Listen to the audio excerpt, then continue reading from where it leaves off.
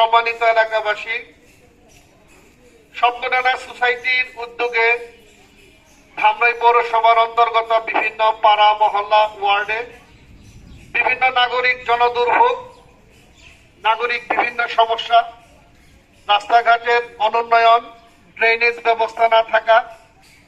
Lighting পর্যাপ্ত না থাকা থেকে শুরু করে বিভিন্ন জন দুর্ভোগ সংক্রান্ত বিষয় স্বপ্নডানা সোসাইটির মাধ্যমে তুলে ধরার যে প্রয়াস তারা হাতে নিয়েছে, তাদের সেই কর্মসূচির সাথে আমরা সাধারণ নাগরিক একত্রতা ঘোষণা করেছি। আমরা চাই ধামরাই পৌরসভার 9টি ওয়ার্ডের প্রত্যেকটা পাড়া মহল্লায় প্রথম শ্রেণীর পৌরসভা হিসেবে যে সকল নাগরিক সুযোগ সুবিধা থাকা প্রয়োজন, আমরা সেই সুযোগ সুবিধা বাস্তবায়ন করার জন্য পৌরসভার সংশ্লিষ্ট দায়িত্বপ্রাপ্ত যারা আছেন তাদেরকে অবহিত করে জন দুর্ভোগ সংক্রান্ত সমস্যার সমাধানে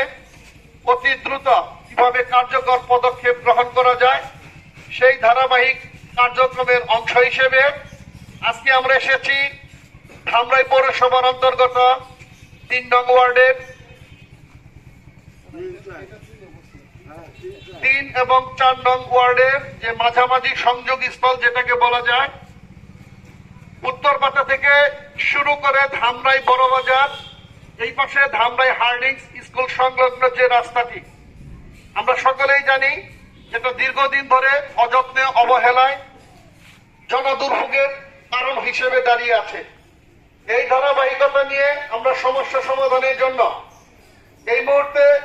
3 নম্বর ওয়ার্ডের অন্তর্গত এবং 4 নম্বর ওয়ার্ডের মাঝামাঝি সময়ে যে রাস্তাটা, সেই রাস্তাটার বিষয়ে স্থানীয় এলাকার যে লোকজন আছেন, সাধারণ জনগণ, মহল্লাবাসীর মতামত নিয়ে আমি আজকে যে আমাদের স্বপ্নডানা সোসাইটির মাসব্যাপী যে কার্যক্রম, সেই কার্যক্রমের প্রথম সূচনা ঘোষণা করছি। আমি এই পর্যায়ে 3 নং ওয়ার্ডের বাসিন্দা এবং 4 নম্বর ওয়ার্ডের যারা বাসিন্দা, সম্মানিত মুরব্বী এবং এলাকার ভাইয়েরা আছেন, তাদের সংক্ষিপ্ত বক্তব্যের মাধ্যমে সর্বপ্রথম আহ্বান জানাবো মোহন ভাইকে